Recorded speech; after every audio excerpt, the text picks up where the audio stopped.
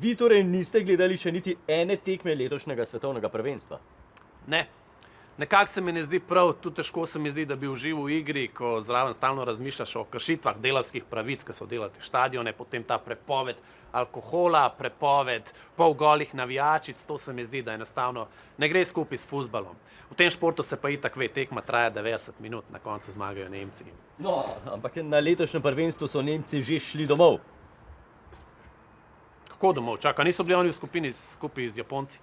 Japonci so bili prvi v skupini. Prvi? Kaj so? Dobro, lej, ni važno, kaj so delali. Jaz tega svetovnega prvenstva ne spremljam, pač ob vsej tej korupciji v FIFA se mi zdi, da ni prav. Itak pa zdaj, ko praviš, da so šli Nemci domov, to pomeni samo, da bo moja Španija toliko lažje zmagala. Španija je tudi že izpadla. Kako je izpadla? Čak, kdo jih je pa izločil? Maroko, po 11 metrovkah. Na penale! No, pa je šlo 100 evrov. Ampak dobro, lej, jaz itak že po razporedu sem videl, pa sploh zdaj pravaš Maroko, tukaj nekih evropskih derbijev ne bo, tako da to je že. Danes igrata Anglija in Francija za polfinale. Anglija, Francija?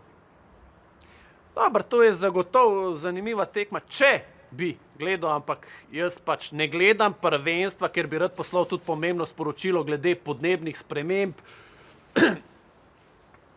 Čisto informativno, kdaj pa so tekme? Ob 8 zvečer. Ob 8 zvečer. Lej, ne gledajo oni, kaj jim je vse za te njihove stroge covid ukrepe, pa za to, kako pretepajo demonstrante, ne kar gledajo. Jaz pač ne mislim. No. Tisto je Kitajska. Aja. In kaj praviš, Nemci so šli domov, ali kaj?